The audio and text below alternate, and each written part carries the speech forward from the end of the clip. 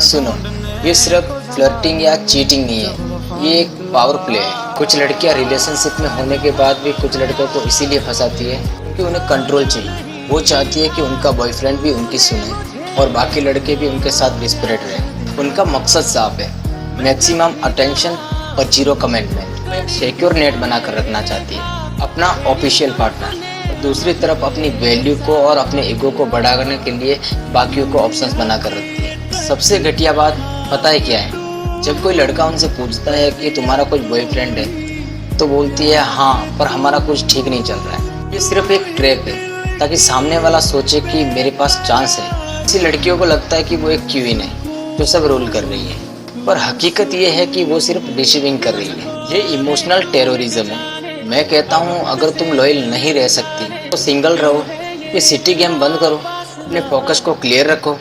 या तो एक कमिटमेंट में रहो या फिर पूरी तरह फ्री।